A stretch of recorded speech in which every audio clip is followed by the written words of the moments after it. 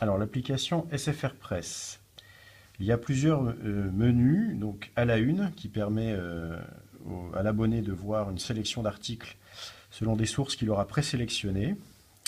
Sources que l'on sélectionne ici dans le menu catalogue. Donc par exemple, j'ai choisi de suivre l'Express, l'Express Actu et Libération. Hein, il y a tout un tas de 80 titres en tout dans l'application, plus de 80 titres dans des univers variés. Ici, ce menu permet de choisir les titres par thématique et ici de consulter les articles ou les journaux que l'on aurait sauvegardés pour les lire hors connexion. Donc je peux lire un article directement depuis à la une, hein, par exemple cet article que je vais pouvoir lire en mode écran. Donc je suis comme sur une application d'actualité classique, mais je peux aussi lire mon magazine dans sa mise en page d'origine. Par exemple, je peux choisir de lire Libération.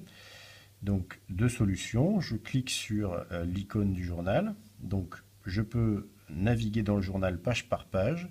Si un article m'intéresse, eh bien, il est déjà ici consultable en mode lecture écran, donc plus pratique hein, pour un mobile ou pour une tablette. Donc ici, vous voyez qu'on peut regarder l'article de façon très conviviale. Mais au cas où on préférerait lire l'article dans la mise en page du journal, eh bien, il suffit de le télécharger. Donc là, je suis en train de télécharger le journal en mode PDF et je vais donc pouvoir l'ouvrir comme si je l'avais acheté hein, dans sa mise en page d'origine. Voilà.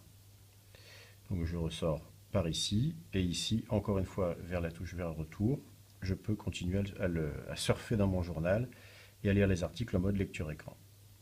Voilà les fonctionnalités clés hein, de l'application SFR Press. Si un article me plaît et que je voulais le lire hors connexion, il me suffit de l'enregistrer dans ma bibliothèque. Je mets un signet que je vais retrouver ici.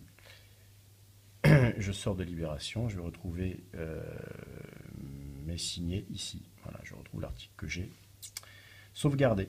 Voilà pour SFR Press.